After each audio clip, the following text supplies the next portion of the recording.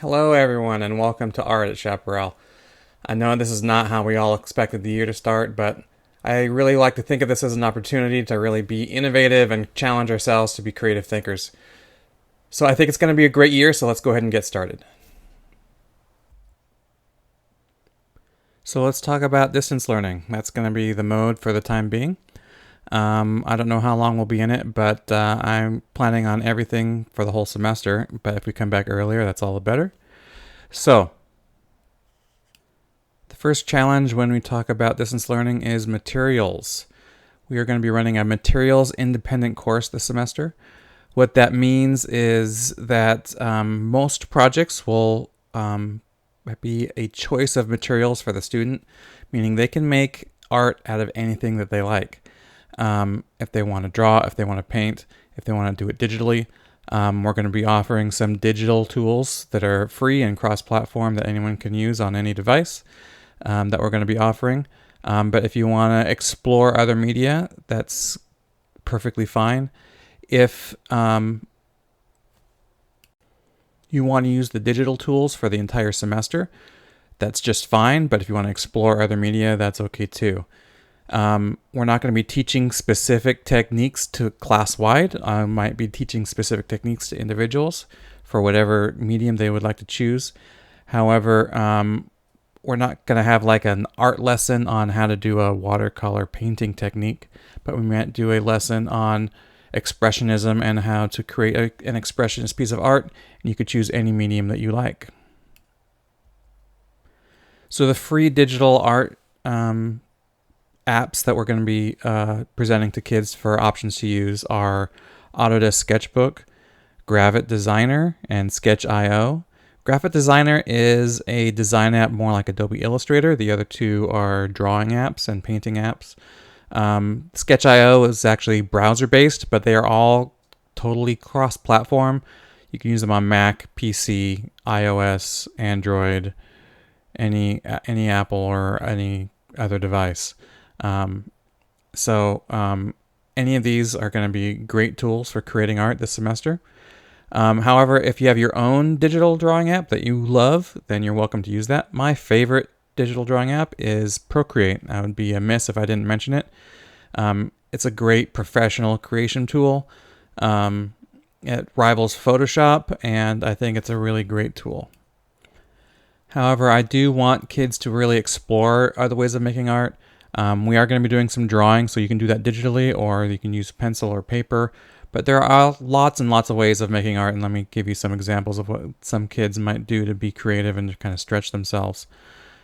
Here's someone who did a painting out of coffee, right? So basically the same techniques as watercolor, but you're watering it down with coffee to get different values going on. Students can cut stuff out of paper or find stuff around the house from junk mail or magazines, or anything you want to glue together to make stuff. Or just find junk around the house or out of the recycle bin. Anything that you want to use to put together to make images is a fine way of making art in this class. So don't be afraid to experiment and explore. One of the things students are going to learn in this class are about the elements and principles of art. They're going to learn how to talk about art, how to express themselves in art, how to critique other people's art, and how to accept criticism and be constructive in the language that they use. We're going to talk about themes and thematic art, and most importantly, we're going to talk about what is this thing called art. And actually, we have a whole project that's kind of based on the idea of exploring what art is, and that project is called Push the Edge of Art. Push the Edge of Art is a semester-long project. They'll be working on it the whole semester. Mostly the first half of the semester through October will be exploring ideas. We're going to be talking about things in class, thinking about how different artists make art, different ways of making art that maybe are not the traditional drawing and painting and sculpting that you might think of when you think of art at first. The theme and scope of the project is entirely up to the student. It's totally student-driven. They can really create any kind of original artwork that they like, as long as they're not copying something that they've seen someplace else. Explore lots of more innovative ways of creating art. As long as it's an original work of art that challenges their creativity and pushes the edge of art, whatever that means to them. Semester-long project, and they'll be creating their proposals in October, and they'll be submitting a proposal. I'll have a kind of a form format for them to do that, telling me what they're going to create, and I'm going to talk to each student individually about what their proposal is and what they might create. And then at the end of the year, we have a big presentation where everyone brings in what they did throughout the year and kind of shows everybody.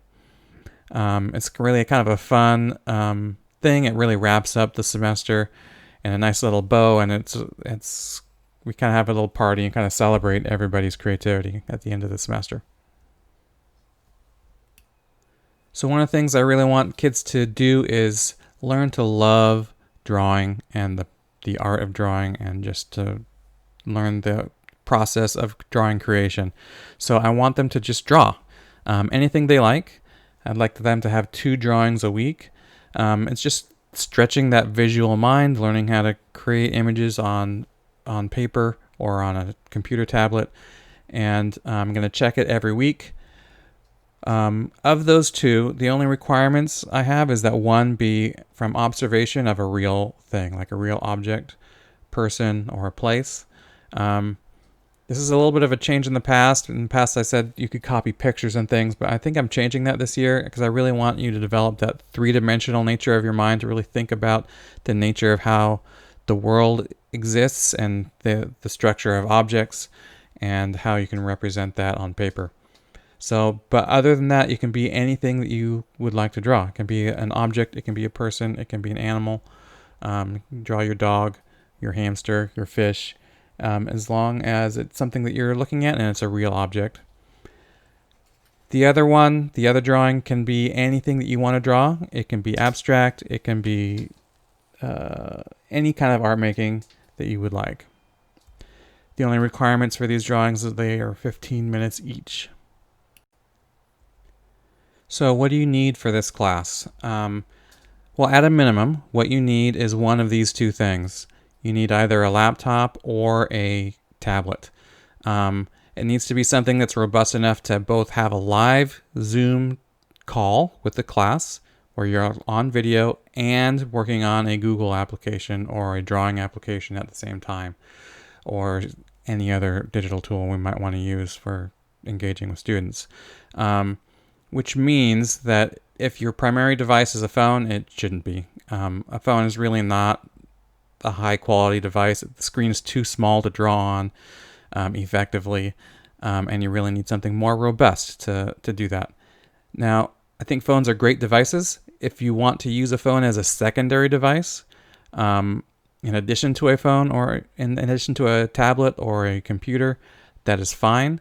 And I said laptop, but it could be a computer, a desktop computer as well. But if you want to Zoom on your phone while working on your laptop as when we're in Google Classroom or in drawing, that's perfectly fine. Now, if you need a device for drawing or for using for this class, and you're not able to Zoom effectively because it's not robust enough, please request one from the WVUSD Technology Department. Their number is here and their email address is down there, and they will be happy to provide you with one.